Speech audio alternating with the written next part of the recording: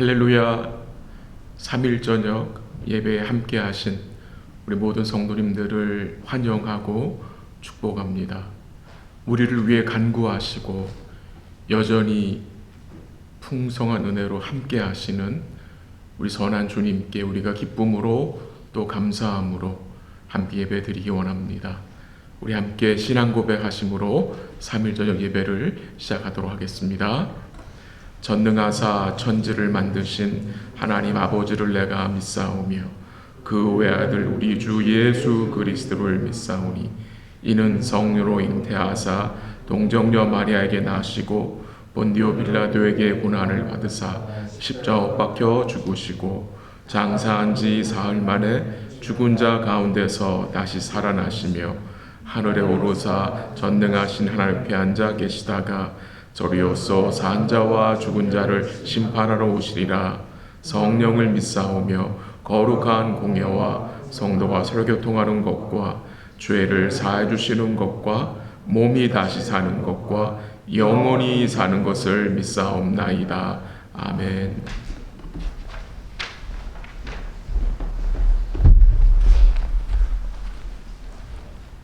찬송가 32장 만유의 주제 32장입니다.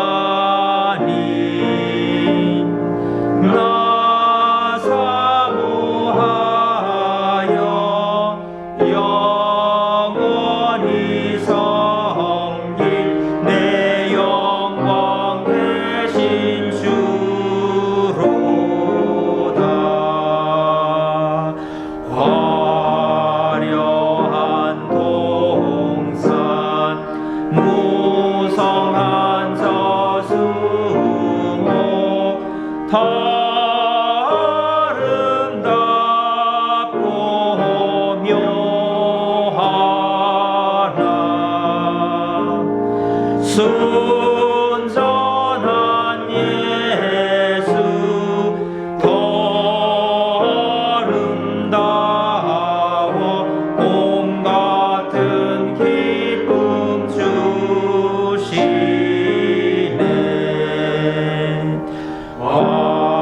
광명한 해와 명랑한 저 달빛 수많은 별들 빛나나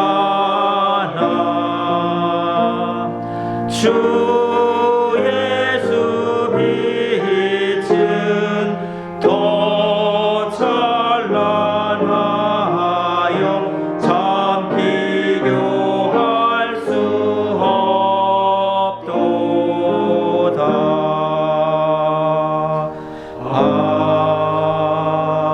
아멘. 258장 샘물과 같은 보혈은 258장.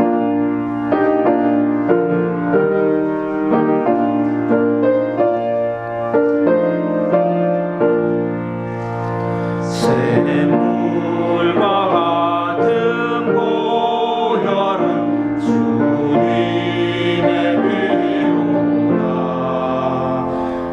보혈의 죄를 씻으면 정하게 되겠네. 정하게 되겠네. 정하게 되겠네. 보혈의 죄를 씻으면 정하게 되겠네.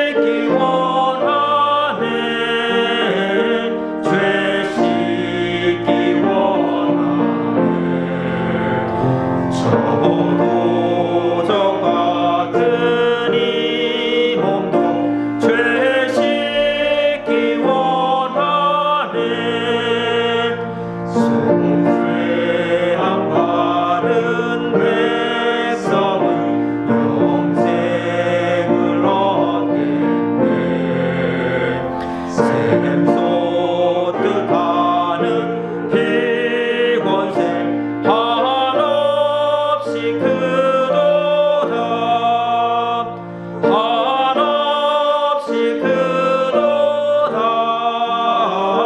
한없이 크도다 샘솟듯 하는 비원생 한없이 크도다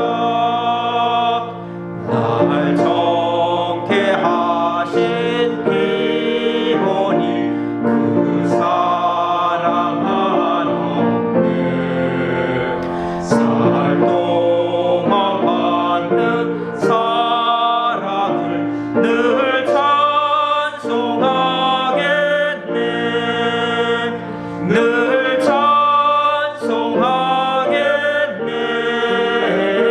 늘 찬송하겠네 살 동안 받는 사랑을 늘 찬송하겠네 이후에 전국 올라가 더 좋은 노래로 날 구속하실 은혜를 늘 찬송하겠네 늘 찬송하겠네 늘 찬송하겠네 날 구속하신 은혜를 늘 찬송하겠네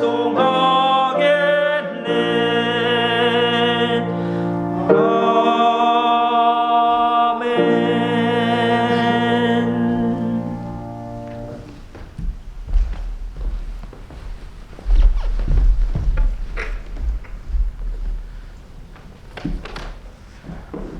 같이 기도하겠습니다. 존귀하신 하나님 아버지 감사합니다. 우리 위에 고난 받으시고 십자가에서 온전한 대속을 이루어 주신 우리 주님을 찬송합니다. 그 은혜의 주님을 의뢰하고 바라보고 더욱 사랑하기 원합니다.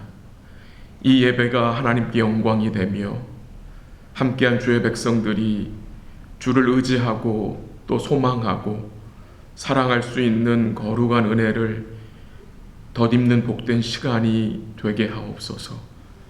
예배를 통해서 우리가 세상의 것을 의지하고 또 소망하고 사랑하는 마음을 버리게 하옵소서. 사랑하는 주의 백성들이 복음의 뿌리를 깊이 내리게 하시고 주의 말씀으로 무장하고 성령의 검을 소유하게 하옵소서. 세상의 난리와 벌어지는 일들 앞에서 두려워하지 않도록 우리 마음을 지키게 하옵소서. 우리 주님의 다스리심과 섭리하심을 기억하고 믿음으로 인내하게 하옵소서. 여러 가지 시험을 당할 때에 낙심하지 않게 하시고 온전히 기쁘게 여기게 하옵소서. 오늘도 이 복된 예배를 통해서 주의 백성들이 하나님을 구함으로 마음의 위로와 힘을 더하시고 우리 속 사람이 정결하게 되고 또한 강건함을 얻게 하옵소서. 우리에게 허락하신 상황 속에서 우리 구주 예수 그리스도와 그가 이루신 구원을 증거하게 하옵소서. 우리 삶의 현장에서 우리의 가정과 우리의 직장에서 주를 의식하며 주를 인정하게 하옵소서. 어려운 현실을 만난 성도들 또한 몸이 아픈 성도들을 불쌍히 여겨 주옵소서. 그 어려운 상황 속에서 견딜 수 있는 은혜를 베풀어 주시고 그 상황 속에 주님이 함께하고 계심을 굳게 믿고 끝까지 주님을 꼭 붙들게 하옵소서. 사랑하시는 김지미 집사님 마음을 주님이 위로하시고 주의 품에 안식하며 평강 누리시는 그 어머님을 믿음의 눈으로 바라보고 마음의 천국 소망으로 충만케 하옵소서. 모든 유가족들을 주께서 위로하시고 모든 장례 절차가 은혜 가운데 진행되게 하옵소서. 오늘도 주의 성령께서 사랑하는 성도들을 진리의 말씀으로 먹여주시고 우리 심령이 말씀을 통해서 주의 성령을 통해서 새롭게 되게 하옵소서. 부족한 종을 주님이 사용하여 주시고 오늘도 말씀 선포를 통해서 주의 영광을 드러내게 하옵소서. 모든 것을 주께 감사드리며 우리에게 천국의 소망을 허락하신 예수님의 이름으로 기도합니다. 아멘.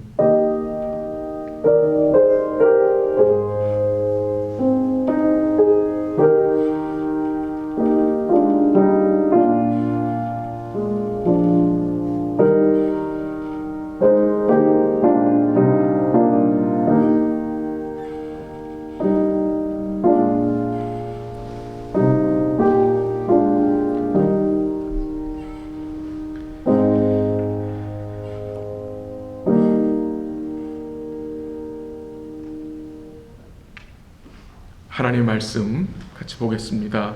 누가복음 22장 24절서부터 34절까지 누가복음 22장 24절서부터 34절까지 한 절씩 보도록 하겠습니다. 성금요일 예배 시에는 23장을 보고 이번 부활주일에는 24장을 보도록 하겠습니다. 누가복음 22장 24절서부터 34절까지 우리 한 절씩 교독하기로 하겠습니다. 하나님의 말씀입니다. 24절. 또 그들 사이에 그중 누가 크냐 하는 다툼이 난지라 예수께서 이르시되 이방인의 임금들은 그들을 주관하며 그 집권자들은 은이라 칭함을 받으나 너희는 그렇지 않을지니 너희 중에 큰 자는 젊은 자와 같고 다스리는 자는 섬기는 자와 같을지니라. 앉아서 먹는 자가 크냐 섬기는 자가 크냐 앉아서 먹는 자가 아니냐. 그러나 나는 섬기는 자로 너희 중에 있노라. 너희는 나의 모든 시험 중에 항상 나와 함께한 자들인즉 아버지께서 나라를 내게 맡기신 것 같이 내게 맡겨 너희로 내 나라에 있어 내 상에서 먹고 마시며 또는 보좌에 앉아 이스라엘 12지파를 다스리게 하려 하노라. 시몬아 시몬아 보라 사탄이 너희를 밀가부르 하려고 요구하였으나 그러나 내가 너를 위하여 내 믿음이 떨어지지 않기를 기도하였노니 너는 돌이킨 후에 내 형제를 굳게 하라. 그가 말하되 주여 내가 주와 함께 오게도 죽는 데에도 가기를 각오하였나이다. 같이 하죠. 이르시되 베드로야 내가 네게 말하노니 오늘 닭 울기 전에 내가 3번 나를 모른다고 부인하리라 하시니라. 아멘. 예수님께서는 그의 제자들에게 자신의 죽음에 대해서 이렇게 반복해서 말씀하셨습니다. 22장 앞부분에서도 주님은 또 자신의 죽음을 언급하셨습니다. 또 떡을 떼어주시면서 너희들을 위하여 자신의 몸을 주신다고 말씀하셨고 또 잔을 나누시면서 너희를 위하여 자신의 피를 흘려 새로운 언약을 맺으신다고 말씀하셨습니다. 주님은 자신의 죽음을 앞두고 새 언약의 규례인 성찬을 베푸셨습니다. 또한 주님께서는 자신을 배반한 자에 대해서도 말씀하셨습니다. 근데 이런 상황 속에서 제자들 가운데 어떤 일이 벌어졌습니까? 본문 24절에 뭐라고 나왔습니까? 또 그들 사이에 그중 누가 크냐 하는 다툼이 난지라. 지금 주님은 곧 잡히시게 되고 신문을 당하셔야 되고 고통과 치욕을 받게 되시는 때가 이제 곧 임할 텐데, 제자들은 여전히 아무것도 깨닫지를 못하고 자기들끼리 소모전을 하고 있습니다. 이 제자들은 여전히 비본질적인 일로 서로의 힘을 빼고 있는 상황입니다. 주님의 마음은 헤아리지 못하고 지금 주님이 예루살렘 성에 입성하여 그가 무슨 일을 하려 하시는지 제자들은 잘 이해를 못하고 있는 것 같습니다. 여전히 제자들은 자기들의 욕심에 이끌려 그 욕심의 지배를 당하고 있는 모습이 드러납니다. 그 24절에 또라는 말씀이 나와요. 또. 이 또라는 말씀이 나온 것은 제자들이 이 서로 높아지려고 그들 중에 누가 크냐라고 다툼이 있던 것은 이번이 처음이 아니라는 말이겠죠. 그래서 또라는 말이 붙었겠죠. 누가복음 9장에서도 그들은 다퉜습니다. 누가 크냐는 이슈로 서로 다퉜는데 지금 또 22장에 와서 또 다투는 것입니다.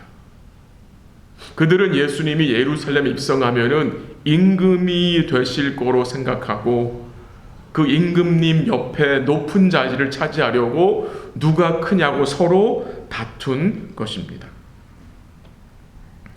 그 다투는 제자들에게 주님이 뭐라고 말씀을 하셨습니까? 25절 한번 보시길 바랍니다. 25절. 예수께서 이르시되 이방인의 임금들은 그들을 주관하며 그 집권자들은 은인이라 칭함을 받으나 라고 말씀하셨습니다. 주님이 세상 임금에 대해서 세상의 집권자들에 대해서 말씀하십니다. 이방의 임금들은 섬기는 것이 아니라 섬김을 받고 다른 사람을 지배하는 것이라고 이야기를 하셨습니다. 그리고 세상 임금들 집권자들은 이 은인이라는 칭함을 받는다고 말씀하셨습니다. 그런데 26절 보세요. 한번 같이 읽게요. 시작. 너희는 그렇지 않을지니 너희 중에 큰 자는 젊은 자와 같고 다스린 자는 섬기는 자와 같을지니라. 원래 한글 성경에 나오지 않지만 원래는 그 너희라는 단어 앞에 그러나가 붙어야 합니다. 그러나. but이라는 말이 붙어야 합니다.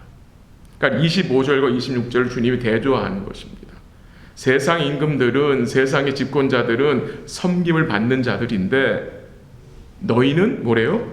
그렇지 않을지니. 너희 중에 큰 자는 어떤 자래요? 섬기는 자라고 말씀하셨습니다. 그러면서 27절에 주님 뭐라고 말씀하세요? 앉아서 먹는 자가 크냐 섬기는 자가 크냐. 앉아서 먹는 자가 아니냐. 그러나 나는 섬기는 자로 너희 중에 있노라. 주님 뭘 말씀하세요? 주님 자신은 섬기는 자로 계신다고 말씀하십니다. 주님이 어떻게 제자들을 섬기셨습니까? 자신의 살과 피를 내어주심으로, 자신의 생명을 내어주심으로, 천지를 지으신 주님이 사람으로 오셔서 종의 모습으로 오셔서 자신의 살과 피를 그의 백성들 위해 내어주심으로 그의 백성들을 섬기셨습니다. 그리고 29절에 뭐라고 말씀하십니까? 29절 내 아버지께서 나라를 내게 맡기신 것 같이 나도 너희에게 맡겨 라는 말씀을 하십니다. 하나님 아버지께서 그의 나라를 예수에게 맡기셨는데 이제 예수님이 그의 나라를 누구한테 맡긴대요? 제자들에게 맡긴다고 하십니다. 제자들에게. 근데 이 제자들이 어떤 사람들입니까? 여전히 서로 높아지겠다고 다투는 제자들인데 아직도 주님이 왜 예루살렘에 오셨는지 잘 모르는 자들인데 주님이 6월절 만찬을 준비하시면서 성찬을 베푸셨는데 그 성찬을 왜 베푸셨는지 아직도 잘 모르는 제자들인데 그들에게 주의 나라를 맡기신다라고 말씀하십니다.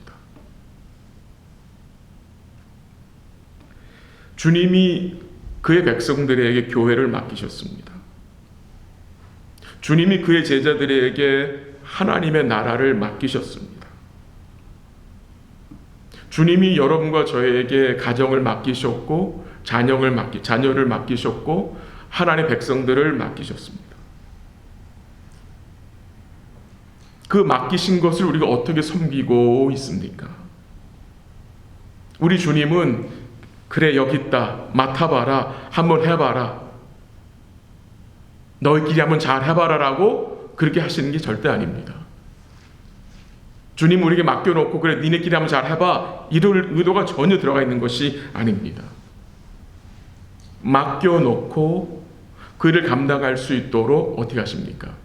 섭리하시고 주관하시고 인도하시는데 그 내용은 이제 제가 조금 설교 후반에 좀 가서 설명을 드리도록 그렇게 하겠습니다. 주님이 제자들의 그 나라를 맡기시며 은혜의 약속을 하십니다. 어떤 은혜의 약속입니까? 30절입니다.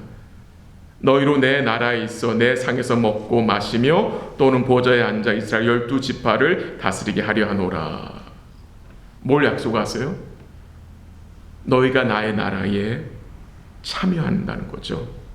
내 나라에 너희가 있을 것이고 내 상에서 먹고 마시며 보좌에 앉아 이스라엘 12지파를 다스리게 하겠다. 이 이스라엘 12지파는 그 이스라엘 12지파 문자적으로 말하는 것이 아니라 하나님의 백성들을 말하는 거겠죠. 즉 예수님께서 제자들에게 주의 영광의 나라에 그들로 참여시켜 주시겠다고. 근데 주의 나라에 참여될 자들이 어떤 자들입니까? 한번 보세요. 28절입니다. 한번 여러분 같이 읽을게요. 28절 시작. 너희는 나의 모든 시험 중에 항상 나와 함께한 자들인즉. 그 주의 영광의 나라에 참여하는 자들이 어떤 자들이요? 이 땅에서 주의 모든 시험에 주의 모든 고통에 뭐했던 자들? 항상 함께 있던 자들입니다. 이게 무슨 말입니까? 주의 고난에 동참했던 자들이 주의 영광에 참여된다는 말씀을 하고 계신 것입니다. 이 제자들이 주의 영광에 참여할 자격이 있습니까? 엄밀히 따지면 없습니다. 주님 돌아가실 때 제자들 다 도망쳤어요. 베드로는 주님 돌아가시는 그 과정에서 어떻게 됐습니까? 예수님을 3번씩이나 모른다고 부인한 자 아닙니까? 주님 이미 다 알고 계셨어요. 예수님은 베드로가 부인할 것을 알고 계시고 제자들이 다 예수님 배반하고 도망칠 것을 알고 계셨지만 주님은 여전히 그의 제자들에게 하나님의 나라를 약속해 주십니다.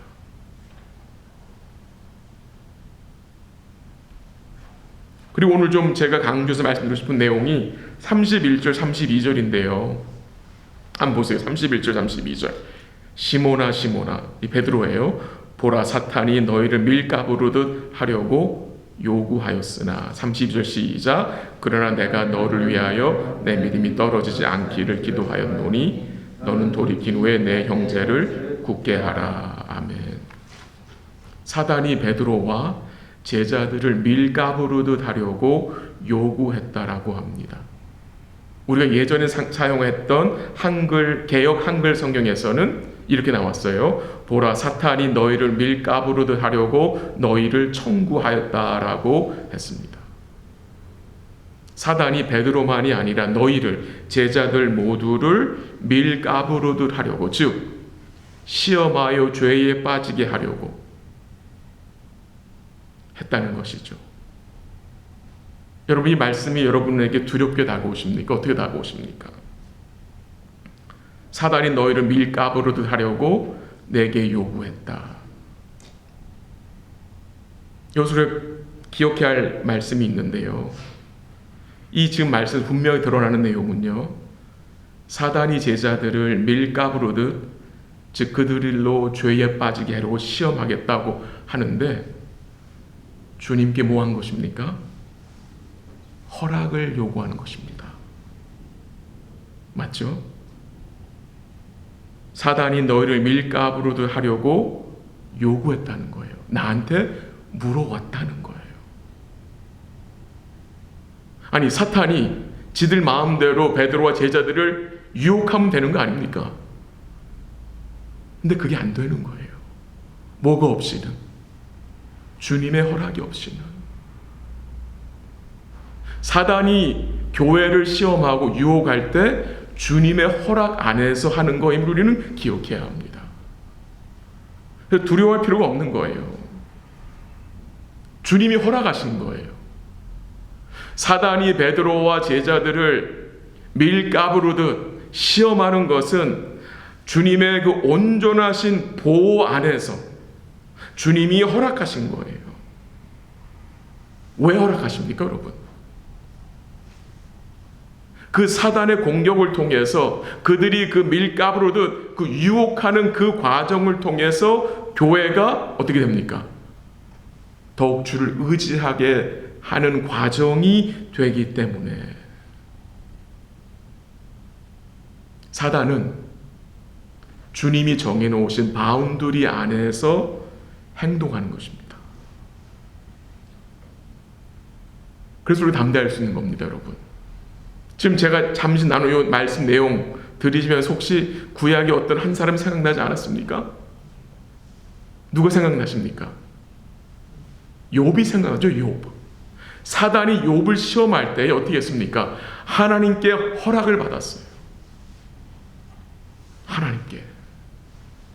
하나님의 허락 안에서, 하나님의 주권적인 허락 안에서 사단이 뭐 하는 거예요? 행동하는 것입니다.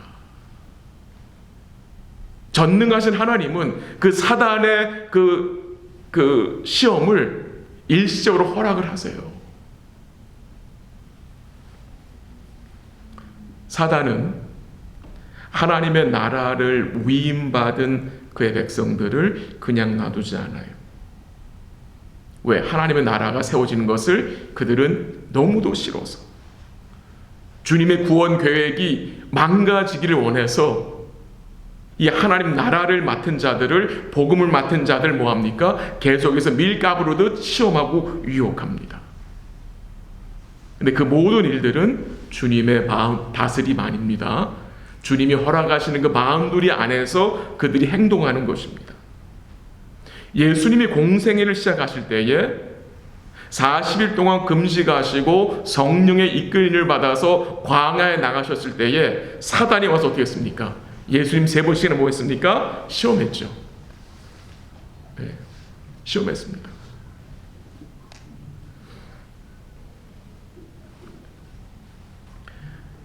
오늘 본문에 보면은 또 이제 쭉 22장에 보면은 이 사단의 공격에 베드로가 지는 모습이 나오죠. 근데 베드로의 믿음이 완전히 떨어지지 않는다는 것을 우린 또한 보게 됩니다. 그가 넘어집니다. 베드로가 넘어져요. 근데 완전히 넘어진 건 아닙니다. 그가 주님을 부인하지만 거기서 모든 끝나는 것이 아니에요. 베드로가 다시 회복이 됩니다. 넘어졌던 베드로가 다시 일어나게 됩니다. 여러분, 그게 어떻게 가능합니까? 주님이 베드로를 위해서 뭐 하시기 때문에? 기도하시기 때문에. 주님 베드로에게 말씀하세요. 내가 돌이킨 후에 내 형제를 굳게 하라. 여러분, 이게 은혜인 것입니다.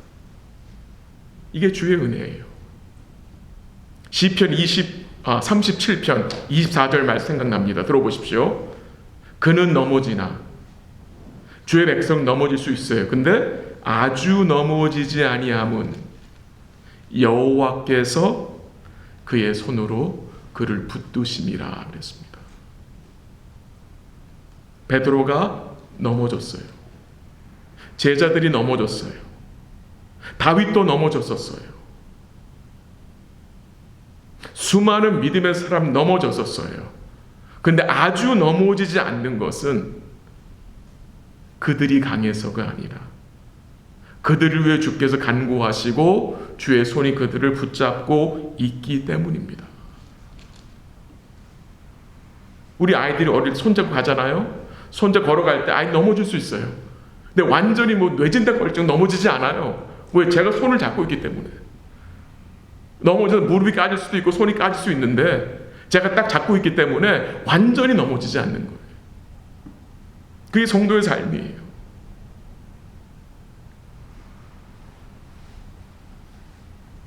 우리 주님은요, 베드로가 주님을 배신할 것을 알고 계셨고 제자들은 다 도망칠 것을 알고 계셨지만 그 제자들을 주님은 내치지 않으셨어요. 오히려 주님은 그들을 위해 뭐 하셨어요? 기도하신 거예요. 그들의 믿음이 떨어지지 않기를 기도하신 거예요. 그래서 예수님의 기도로, 그의 신실하신 은혜로 결국 시몬이 베드로가 됩니다. 반석이 됩니다. 시몬은 스스로 반석이 될 수 없습니다. 자기 힘으로 절대로 반석이 될 수가 없어요. 그가 다시 회복될 수 있는 이유는 주님이 그를 위해 간구하셨기 때문입니다. 주의 은혜로 가능한 거죠. 그래서 주님이 간구하시는 거 말씀하시고 또 뭐라고 말씀하십니까? 돌이킨 후에 형제를 굳게로 말씀하셨는데 그 말씀에 대해서 베드로가 어떻게 반응을 했습니까, 여러분? 만약 여러분 같으면 어떻게 반응하시겠어요? 뭐 우리도 벌채야 없겠지만 베드로의 반응을 보죠. 33절 가보십시오. 33절 같이 한번 읽을게요. 시작. 그가 말하되 주여 내가 주와 함께 오게도 죽는 데에도 가기를 각오하였나이다. 여러분, 이 베드로가 한 말이 어떻게 들리십니까? 내가 주와 함께 감옥에도 가겠고 죽는 데까지 가기를 각오했다고 했습니다. 주님은 베드로에게 사단이 밀가부르듯 너를 시험할 거라고 말씀했는데 거기서 베드로는 큰 소리 친 거죠. 저는 자신 있습니다. 저는 자신 있습니다. 마태복음 26, 33절에 보면 베드로 이런 말을 합니다. 모두 주를 버릴지라도 나는 결코 버리지 않겠나라고 주님이 큰 소리를 쳤습니다. 오늘 본문 33절에서 그가 각오했다 하는데요. 각오. 이 믿음 생활은 각오로 되는 게 아닙니다. 큰 소리 친다고 되는 게 절대 아닙니다. 지금 베드로 얼마나 큰 소리를 칩니까? 각오한다고 합니다. 물론 그 각오도 진실이었을 것입니다. 진실하게 한 각오일 거예요. 근데 그걸로 되는 게 절대 아닙니다.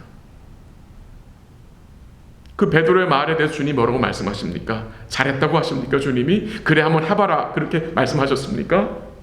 34절입니다. 이르시되 베드로야 내가 네게 말하노니 오늘 닭 울기 전에 네가 3번 나를 모른다고 부인하리라 하시니라.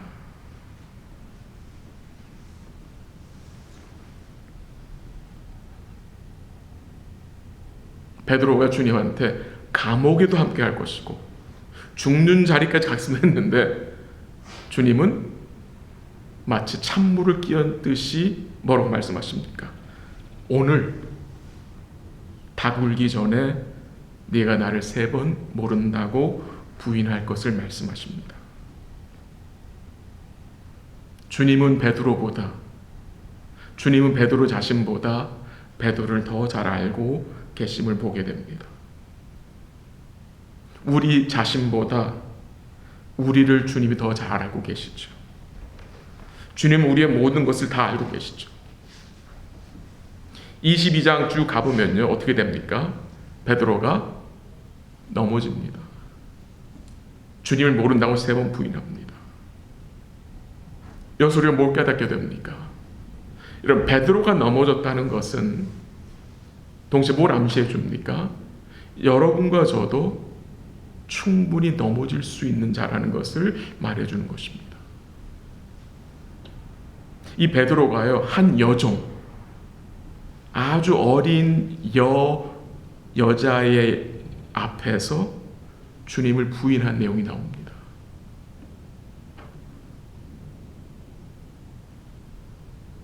참 베드로의 입장에서는 부끄러운 일이 될 수 있습니다. 근데 왜 성경에는 이 성도들의 부끄럽고 수치스러운 그 연약한 모습을 이렇게 생생하게 기록하고 있는 것입니까? 그 모습을 통해서 우리의 연약함을 보게 하기 위함입니다. 나의 연약함을 보는 것이 왜 중요합니까? 나의 연약함을 보고 나의 죄성을 봐야 주의 은혜를 바라볼 수 있기 때문입니다. 나의 연약함을 깨닫지 못하면 절대로 주를 의지할 수가 없습니다. 주를 의지할 필요성을 깨닫지를 못합니다. 우린 베드로의 모습을 통해서 우리 모습을 보게 됩니다. 우리는 수없이 많이 넘어졌던 경험들이 있습니다. 얼마나 많습니까? 우리가 얼마나 많이 넘어졌었습니까? 때로는 손해보는 것이 두려워서 주님을 모른 척할 때도 있지 않았습니까? 때로는 다른 사람의 눈이 두려워서, 때로는 이 죄를 짓는 그 삶이 너무나 재밌어서 주님을 부인하고 넘어지고, 때로는 돈을 사랑해서, 때로는 내 자신을 그 무엇보다 사랑해서 주님을 인정하지 않고 부인한 경험들 우리 삶에 있지 않습니까? 그런데 소망이 있는 이유는 이런 우리를 주님이 내치지 않으시고 위에서 기도하신다는 것입니다. 또한 다시 회복할 수 있도록 주님은 은혜를 주신다는 것입니다.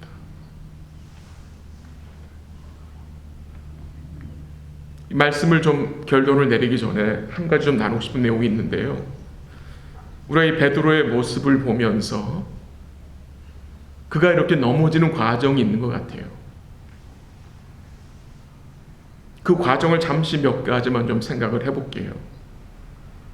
주님은 사단이 베드로와 그의 제자들의 믿음을 흔들겠다고, 밀가부로도 시험하겠다고 요구했다는 말씀을 하셨습니다. 그리고 동시에 주님은 제자들에게 너의 믿음이 떨어지지 않기를 내가 기도한다라고 말씀하셨을 때에 베드로는 어떻게 반응했습니까? 그는 큰 소리로 내가 주와 함께 오게도 가고 죽는 데에도 가겠다고 말했습니다. 근데 그 말에 주님 뭐라고 대답하셨습니까? 오늘 닭 울기 전에 내가 나를 3번 모른다고 부인할 것이라고 말씀하셨습니다.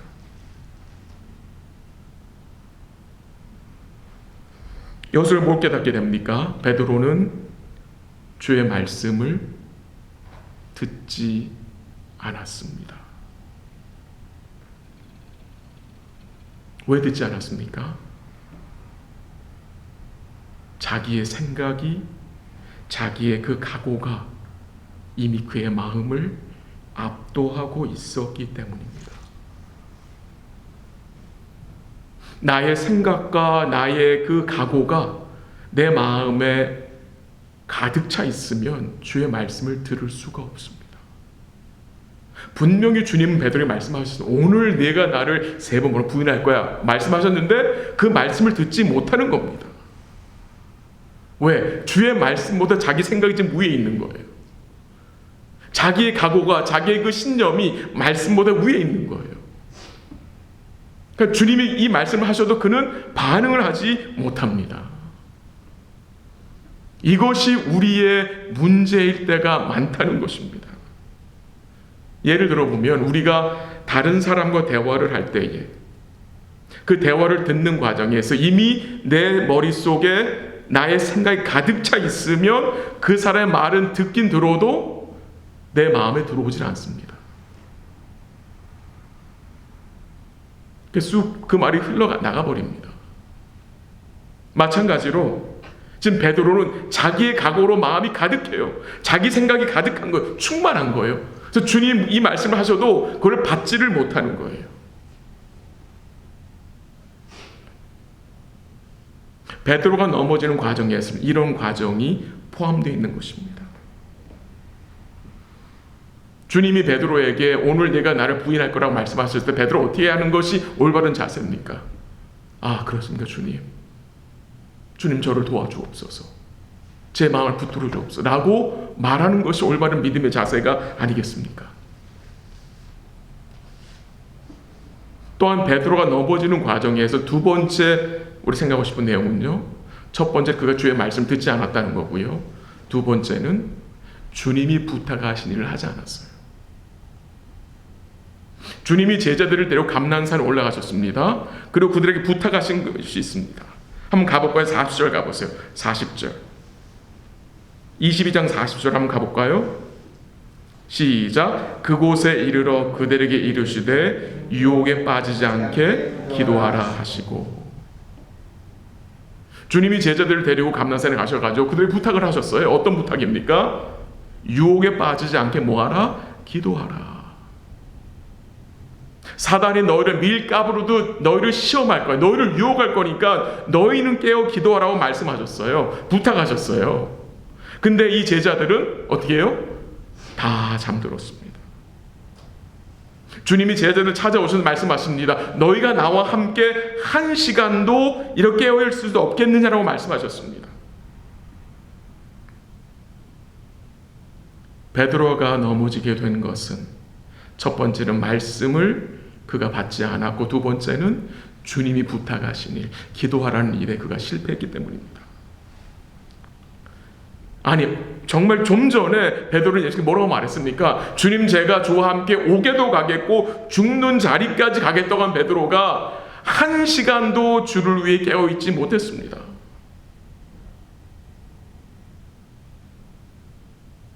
이 베드로는요, 그 마음속에 주를 향한 충성심이 대단했죠. 용기와 각오가 대단했습니다.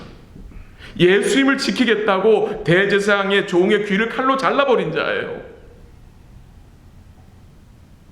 그 정도로 주님을 지키겠다는 그 충성심이 대단했어요. 근데 그는 주님 부탁하신 일, 단 한 시간도 기도할 수 없던 사람입니다. 주님이 정작 부탁하신 일은 베드로는 하지 않았고 시키지 않은 일을 하는 거예요. 베드로는. 이게 문제인 거죠. 베드로가 다른 것에는 열심히 대단한데 주님이 부탁하신 이 기도하는 일에는 실패했어요. 우리도 이 일에 실패할 때가 자주 있지 않습니까? 주님이 부탁하셨어요. 주님이 부탁하신 것이 믿음의 본질입니다. 그 본질을 놓치면 우리는 어떻게 해요? 넘어지게 되는 것입니다. 그러니까 베드로 넘어지는 과정이 있는 것 같아요. 주의 말씀에 귀 기울이지 못하고 자기의 각오와 자기의 생각으로 가득 차 있고 깨어 기도하지 못한 이 베드로, 결국 어떤 모습을 보입니까? 여러분 54절 한번 가보세요. 오늘 본문은 아니지만 54절만 같이 가볼까요? 22장 54절 다 같이 한번 읽을게요. 시작. 예수를 잡아 끌고 대제사장의 집으로 들어갈새 베드로가 멀찍이 따라가니라. 베드로가 주님을 부인하기 전에, 즉 베드로가 넘어지기 전에 그는 주님을 멀찍이 따라갔다고 합니다. 주의 말씀을 그가 놓치고 그가 주께 기도하지 않은 결과가 어떻게 나타납니까? 주님과 거리두기 하는 것입니다. 주님을 따라가는데 거리를 두는 거예요. 마태복음 26장 58절에 베드로가 멀찍이 예수를 따라갔다라고 했고요. 마가복음 14장 54절에서도 베드로가 예수를 멀찍이 따라갔다고 했습니다. 이 지금 복음서에서 베드로가 주님을 멀찍이서 따랐다는 것을 의도적으로 강조하는 것 같습니다. 베드로는 주님과 거리두기를 한 것입니다. 어쩌면 베드로는 의도적으로 주님과 거리두기를 했을 것입니다. 왜 거리를 두고 따라갔겠습니까? 그게 안전하다고 생각했기 때문일 것입니다. 주님을 가까이에서 쫓아가면 그는 위험하다고 생각하고 그만큼 내게 손해 올 것을 계산해서 베드로는 거리를 둔 것입니다. 어떤 분들은 의도적으로 주님과 거리를 두는 분이 있습니다. 의도적으로 교회와 거리를 두고 인volve하지 않는 것이 좋다라고 생각하는 분이 계세요. 정말 잘못된 생각입니다. 그거는 비신앙적이고 복음적인 아주 위험한 생각입니다. 주님과 거리를 두면 안 됩니다. 이 교회와 거리를 두면 안 됩니다. 내가 주님과 거리를 두고 주의 몸된 교회와 거리를 두는 것은 이미 주의 말씀과 기도의 삶이 우리 삶의 우선순위에서 밀려났다는 증거입니다. 주의 은혜를 사모하는 마음이 내 심령 속에서 식어졌다는 것이 주님과 거리를 둔 것으로 증명되는 것입니다. 우리가 주님과 거리를 두게 되면 우리 삶은 뻔합니다. 작은 일에 세상과 타협하게 되고요. 믿음의 결정과 분별력이 흐려지게 됩니다.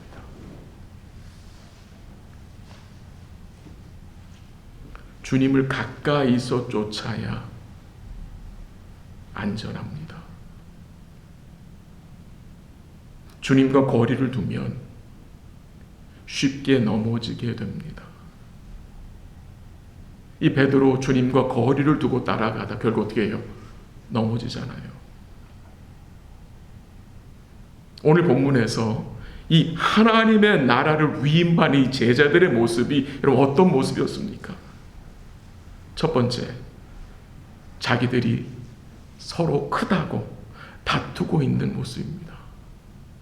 두 번째, 예수님은 땀방울이 핏방울 같이 되면서 기도하셨는데 이 제자들은 모두 잠자고 있습니다. 주님이 부탁하셨지만 그들은 한시도 깨어있지 못했습니다. 세 번째는 뭡니까? 베드로가 주의 말씀대로 3번씩이나 부인했고 다른 제자들은 예수를 버리고 다 도망쳤습니다. 이들이 제자들의 자격이 있는 자들입니까? 아니, 이런 자들에게 어떻게 주님이 그의 나라를 맡길 수 있는 것입니까? 라는 생각이 들 수도 있습니다.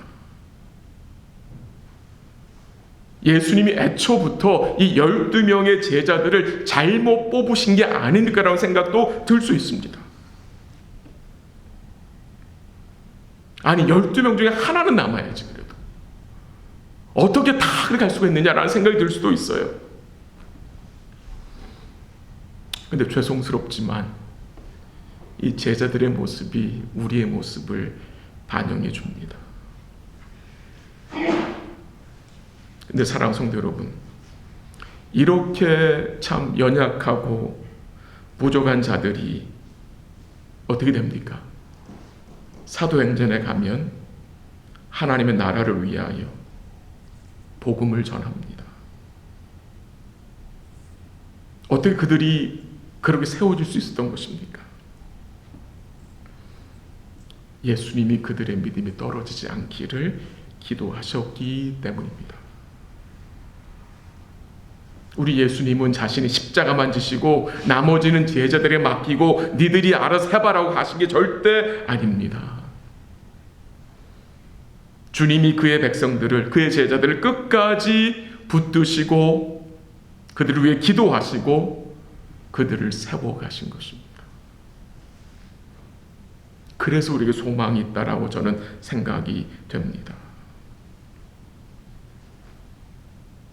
우리가 얼마나 주의 마음을 아프게 한 적이 많습니까? 우리가 얼마나 우리 삶 속에서 주님을 모른 척하며 살 때가 많습니까? 근데 이런 우리를 주님은 내치지 않으시고 불쌍히 여기셔서 계속해서 붙들어 주신다는 사실입니다. 주님을 3번씩이나 부인한 베드로, 그가 주님을 부인한 후에 주님과 눈이 마주쳤어요. 한번 가볼게요. 61절, 62절.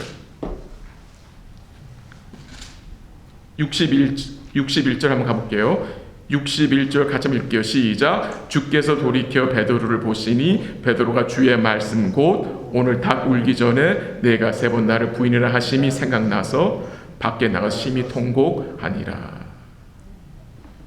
주님을 모른다고 부인한 베드로를 주께서 돌이켜 보셨어요.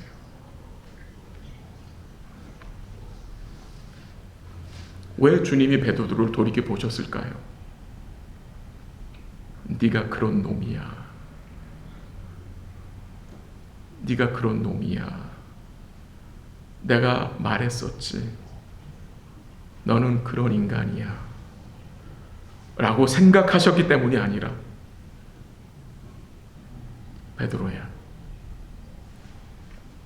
나는 내가 연약하다는 것을 알고 있고 내가 여전히 너를 위해 기도하고 있다. 돌이킨 후에 내 형제를 굳게 하라. 라는 그 말씀을 기억나게 하기 위해서 예수님이 베드로를 보신 것 같습니다. 절대로 주님 베드로를 볼 때 정죄하는 눈으로 야, 이 나쁜 놈아, 그런 눈이 아니었을 것입니다. 분명히 주님은 베드로를 불쌍히 여기는 눈으로 보셨을 것입니다. 동시에 사탄은 베드로에게 어떤 유혹을 했겠습니까? 너는 그런 놈이야. 너는 주님을 쫓아갈 수 없는 놈이야. 빨리 포기해. 라는 식의 이 거짓된 상을 주지 않았겠습니까? 베드로가 무엇을 붙잡아야 합니까? 내가 너를 위해서 기도한다. 내 믿음이 떨어지지 않도록 내가 기도한다. 내가 나의 은혜로 너를 돌이킬 것이며 네가 돌이킨 후에 너는 다른 형제들을 굳게 할 것이라는 그 말씀을 베드로는 뭐 해야 합니까? 기억해야 했습니다. 베드로의 소망, 그리고 우리의 소망, 오직 주님입니다. 오직 주의 은혜뿐입니다. 다른 길이 없어요. 베드로가 회복되는 길은 다른 길 없어요. 오직 주의 은혜로만 가능한 거예요. 혹시 지금 죄에 넘어져 낙심한 분이 계십니까? 아니면 여러 가지 일로 인해서 주님을 모른 척하며 부인하는 자리에 계신 분이 계십니까? 우리의 연약함을 주께 맡기시고 다시 주님을 의지하시기를 바랍니다.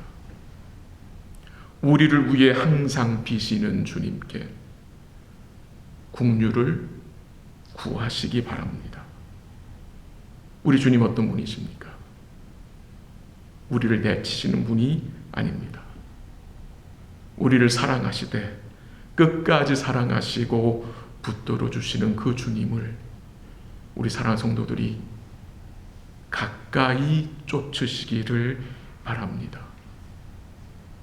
주의 몸된 교회를 가까이 하시고 남은 주간도 주의 말씀과 기도에 깨어있는 복된 삶이 되시기를 주의 이름으로 간절히 기도합니다.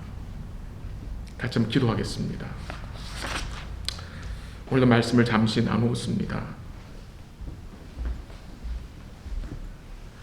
이 베드로 같은 우리들, 주님이 포기하지 않으시고 내치지 않으시고 여전히 붙드시고 은혜로 함께 하시고 지금도 항상 살아서 우리를 위해 간구하시는 그 주의 기도가 있기 때문에 우리의 연약함을 위해 간구하시는 성령의 그 중보하심이 있기 때문에 여러분과 저에게는 소망이 있는 것입니다.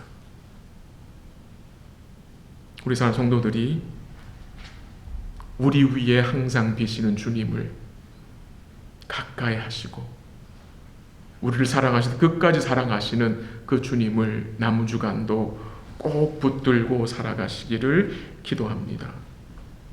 우리 김지미 집사님 우리에서 같이 기도하면 좋겠습니다. 마지막으로 어머니를 너무나 보고 싶어서 어제, 그러니까 월요일날 가셨는데 이제 공항에 도착하자마자 어머님이 돌아가셨다는 소식을 듣고 이제 장례가 이번 한국 시간으로 이번 목요일인데 집사님 마음 굉장히 무거울 것 같아요. 어머니를 너무나 보고 싶어서 가셨는데 못 뵀잖아요. 그래서 주님이 그 집사의 마음을 위로하시고 또 유가족들 위로하셔서 소망이 충만한 장례 일정 되게 하시고 또 격리가 잘 풀려서 우리 김지미 집사님이 장례 예배에 또 참석할 수 있는 그런 좀 길이 열릴 수 있도록 기도 부탁을 드립니다. 우리 손낙준 선교사님 기도 부탁을 드립니다. 손 선교사님 가정과 또 지금 줌을 통해서 에모리 대학에서 실시되고 있는 성경 공부와 복음 전파를 통해서 중국 유학생들이 주께 돌아올 수 있도록 기도해 주시고요.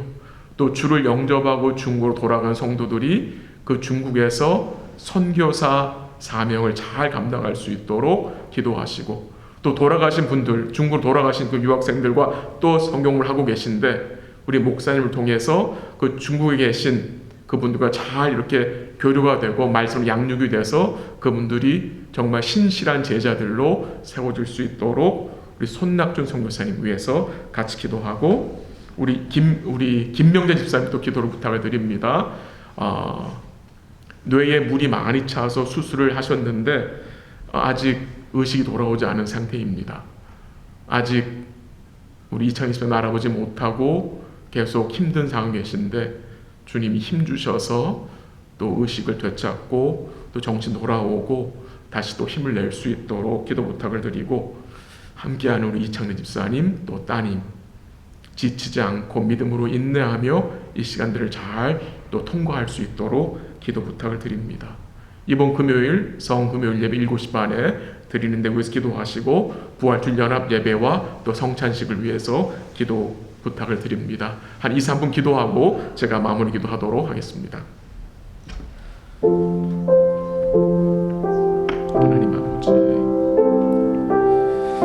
베드로 같은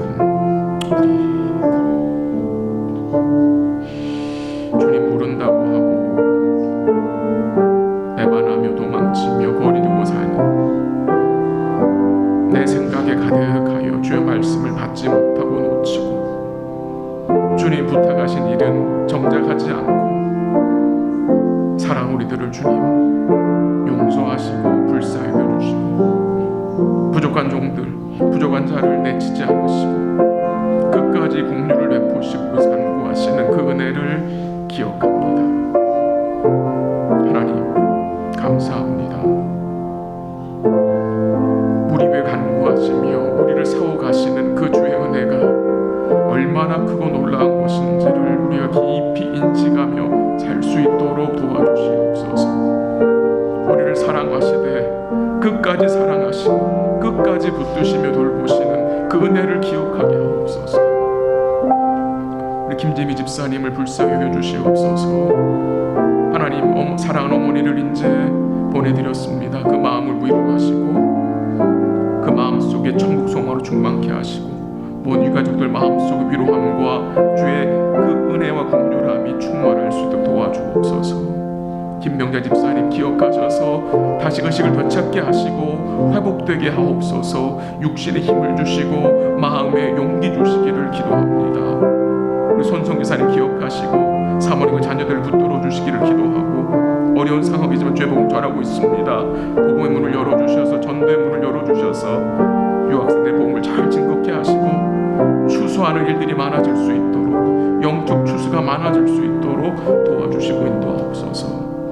성금요일 예배를 주의 손에 맡깁니다. 성도들이 함께하게 하시고 은혜가도 잘 준비될 수 있도록 도와주시고 붙들어주시고 부활절 예배도 주님 은혜 가운데 주님 하나님 역사하시고 축복하셔서 성도들 마음속에 구원의 기쁨과 부활의 소망으로 충만케 하시고 아직 주님을 믿지 않는 자들이 주를 믿는 복된 것과 역사가 나타날 수 있도록 도우시고 주의 성찬에 주의 백성들이 믿음으로 참여케 하옵소서. 감사합니다. 감사합니다. 예수님의 이름으로 기도합니다.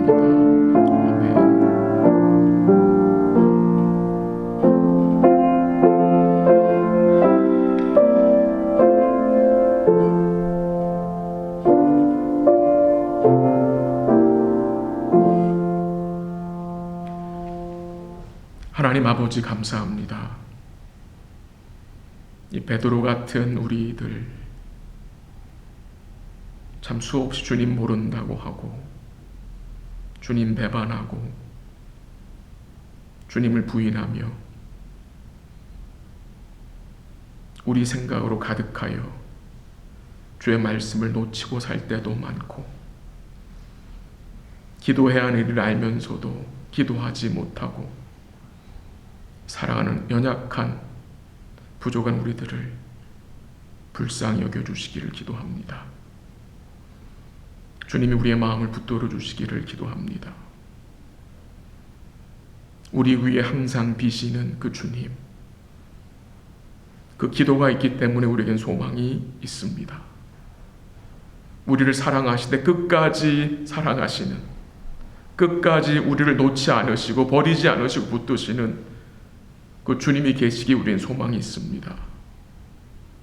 우리 사랑하는 모든 성도들, 고난주간을 우리가 보내면서 우리 주의 은혜를 깊이 생각하게 하시고 우리 주님을 기억하게 하시고 주님을 가까이 하게 하시고 주의 말씀과 기도에 깨어 있을 수 있도록 도와주시기를 기도합니다. 넘어진 자들이 있습니까? 주를 부인하는 자리에 있는 분들이 계십니까? 그들의 마음을 붙들어 주시고 주를 의지하게 하시고 주를 바라게 하시고 주를 더욱 사랑할 수 있도록 마음을 지켜주시옵소서. 우리 김지미 집사님 마음을 붙들어 주시옵소서. 결국 어머님을 보지 못했지만 그 마음속에 천국 소망으로 충만케 하시고 집사의 마음속에 있는 그 그리움과 그 사랑하는 마음이 또 주의 은혜로 위로받게 하시고 또 장례 예배에 또 잘 참여할 수 있는 길을 열어주시고 함께한 모든 유가족들에게 주님의 충만한 은혜와 긍휼이 임할 수 있도록 역사하여 주시옵소서. 김명자 집사님 또 그 외에 육신의 연약한 성도들을 주의 손에 맡겨드립니다. 우리 김 집사님 기억해 주시고 다시 의식이 돌아올 수 있도록 도와주시고 다시 힘을 낼 수 있도록 도와주시고 그 마음속에 주님 의지하는 마음 주셔서 주의 평강을 소유할 수 있도록 도우시고 곁에서 돕는 집사님과 따님을 붙들어 주셔서 끝까지 믿음으로 인내하며 이 시간들을 지낼 수 있도록 도와주시옵소서. 손 선교사님 가정과 사역을 지켜주시고 전도의 문을 열어주셔서 줌을 통해서 복음이 선포되게 하시고 또 믿지 않는 유학생들 주께 돌아오고 믿는 유학생들은 더 주의 말씀으로 든든히 세워질 수 있도록 하나님 도와주시옵소서.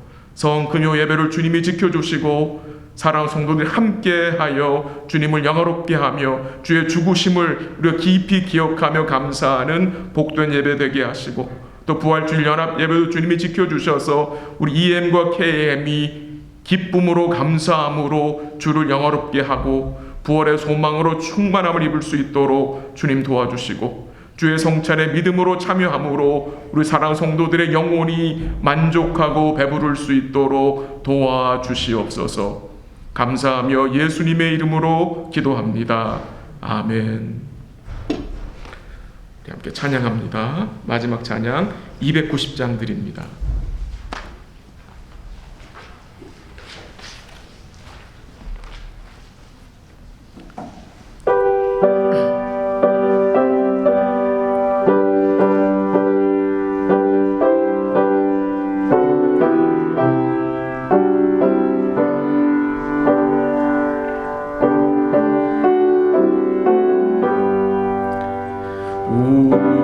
우리는 주님을 늘 배반하나 내 주 예수 여전히 날 부르사 그 참 되신 사랑을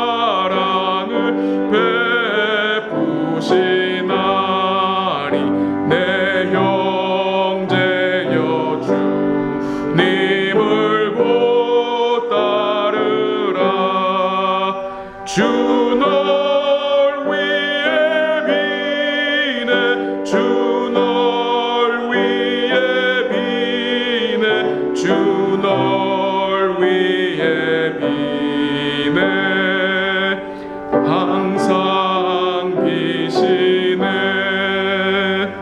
주께서 풍성한 은혜를 내려 내 영혼이 나날이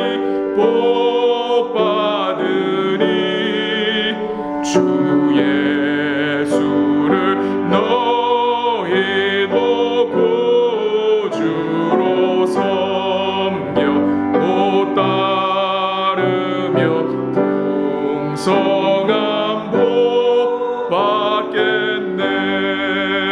주 널 위해 비네. 주 널 위해 비네. 주 널 위해 비네.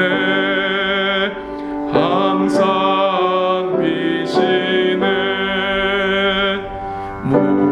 무거운 짐 지고 애타는 인생 주 예수께 돌아와 보시오라. 내 주 예수 너희를 돌보실 때에 참 복락과 안위가 넘치겠네. 주 널 위해 비네. 주 널 위해 비네. 주 널 위해 비네. 항상 비시네.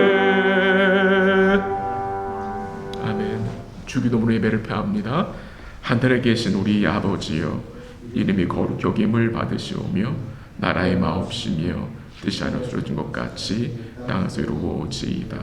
오늘날 우리에게 일용할 양식을 주옵시고 우리가 우리에게 죄진 자를 사하여 준 것 같이 우리 죄를 사하여 주옵시고 우리를 시험 들게 하지 마옵시고 다만 악에서 구하옵소서. 대개 나라와 권세와 영광이 아버지께 영원히 있사옵나이다. 아멘.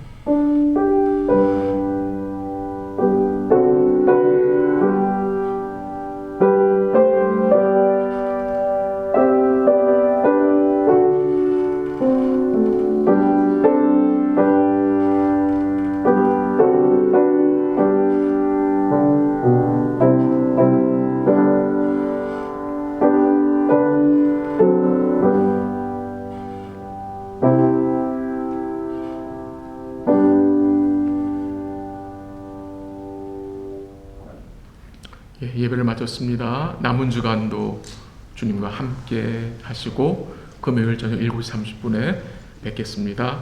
사랑합니다.